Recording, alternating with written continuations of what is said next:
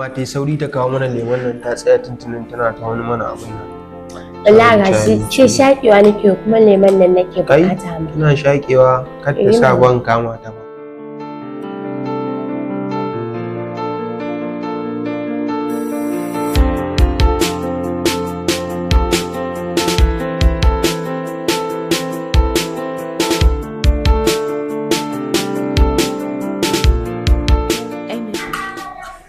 Assalamu alaikum. Aminu alaikum assalam.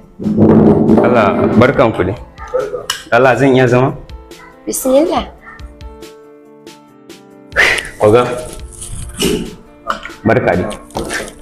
Malama ku yi hakuri fa da fatan ban takura muku ba. Faɗa maganar ka. Malama da Allah in ba da ma ina son yin magana da ke. Faɗa matsalar ka ina jin ka. Me ya tafi da kai? Dama Gida da Allah. Ba ga muna tare da ita bane. A'a. Zauna mana ka bar shi faɗa uzurinsa mana ka san me ya kawo shi.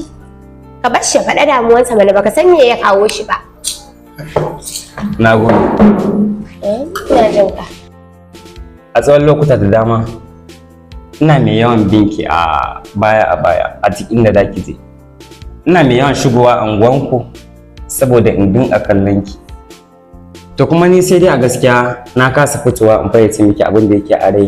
Har a kullum baka faɗa min abin da yake ranka ba. Yanzu kuma ka zo nan ka ga mu tare da wani. Ka zo kuma kana son ka bata masa rai ka bata min rai kenan. Ko me nufin ka? Ba haka nake nufi ba malama. Ki haƙuri. To Abin da yake a raina ba komai bane. Lan zan faɗa miki gaskiya. Wallahi ina son ki kuma a cikin rai. so kuma? Sosai ma. Wai kuma ni kake so? Dube ka fa yanda kake fa. Ka rasa kuma wanda kake so sai ni? Ki haƙuri. Soyayya da nake miki ba wai na kuɗi bane ko wani abu. Dan ganin ki da dukiya ko wani haka zuciya na ne ke raya mu. Zo in same ki in tunkare ki in faɗa miki abin da yake a raina. Kuma san ki nake da gasken gaske. Ba wai batun wasa nake gaya miki ba. Kuma har cikin raina. Ina son ki ne ba don komai ba sai don Allah. Saboda ji nake idan babu ke ba zan iya rayuwa da ko ta mutu ba a duniyar nan. Saboda san da nake miki wallahi a shirye nake in tunkari kowane kalubale ne da suke a duniya. Amma ki yi haƙuri idan wannan kalaman da na faɗa miki idan sun ɓata miki rai. Ki yi haƙuri ina son ki dai na ƙara jaddada miki da cewa ina son ki. Kada ki yanke hukunci ki tsaya ki tunani da kanki ki yanke shawara. Ba na son ki yanke shawarar abin da zai cutar da ke a rayuwa. Ina son ki ne ya sha nake ga miki wannan abu. Farin cikin ki ne nawa. Ko da Allah bai sa kin zama mallaki na kin zama matata ba, in dai kina a cikin farin ciki, to ni hakan ya wadatar min a rayuwata.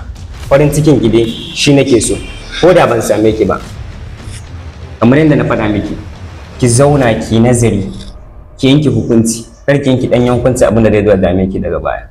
Ni dai na faɗa miki abin da yake a rai. Idan kuma kika ji zuciyata ta buga, Allah ya ɗauki raina. To ki san da cewa ke ce sanadi kuma halakin na akan ki. Ina faɗa miki wannan kalaman nan ba wai dan ki so na bane. Ina faɗa miki tsuran gaskiya ne kawai ni abin da na sani abin da wata zai iya faruwa da ni a rayuwata.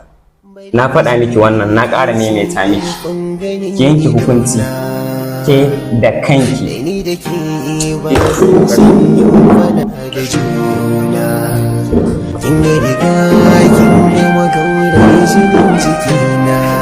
Ina mai zaman jiran amsan ki.